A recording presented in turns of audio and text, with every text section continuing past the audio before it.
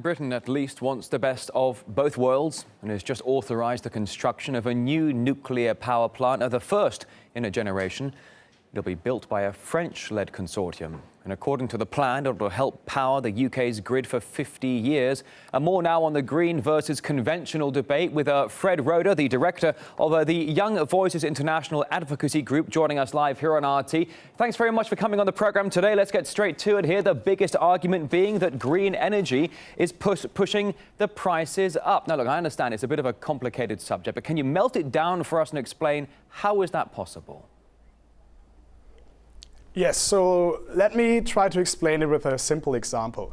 Imagine you have various consumers going to a grocery store, supermarket. Some of them just want to buy a bottle of beer for €1, and others say, no, actually I would like to buy a bottle of champagne for €30. In normal life, people would just buy €1 for the beer, and those which buy champagne pay €15 for or €30 for the champagne. In the German energy market, it's actually different. The champagne buyers would pay something like €2, and all the beer buyers would also pay €2 in order to subsidize the champagne buyer. And that's basically in the energy market. If you buy energy from legacy energy carriers such as coal or nuclear power, you subsidize those which demand energy for a much higher price, and that are the renewable energies such as wind and solar power.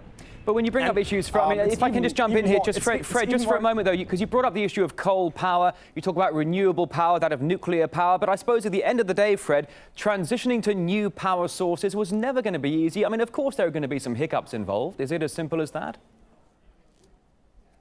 I wouldn't call it hiccup. So the German Minister of Environment, who is a big fan of this transition into renewable energies, even put a price tag on this change and said it's €1 trillion.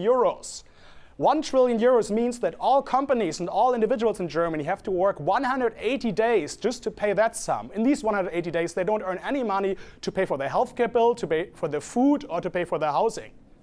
So, I mean, you are talking massive money here when you discuss issues of €1 trillion. I mean, the German green energy taxes amount to roughly that of an Irish bailout per year. You bring up the issue of €1 trillion.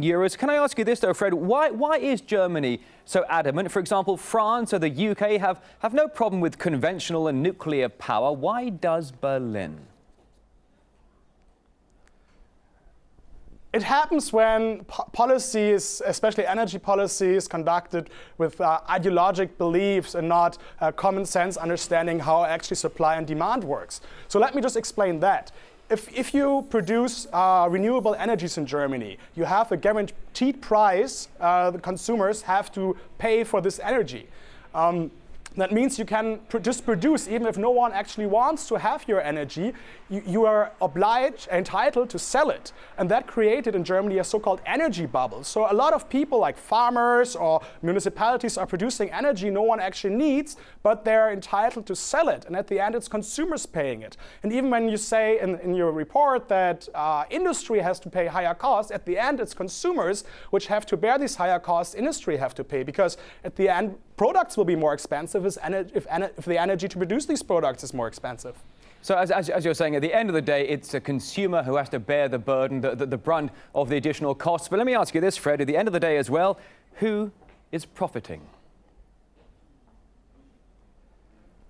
It's a bulletproof investment at the moment to build a windmill in your yard or to put some solar panels on your roof. Government is even subsidizing the loans you need to actually afford these things, and then you get a guaranteed price for every kilowatt hour you produce. That's a bulletproof investment, and a lot of people are doing this because it's a good way to make money. But at the end, it's us consumers paying for it.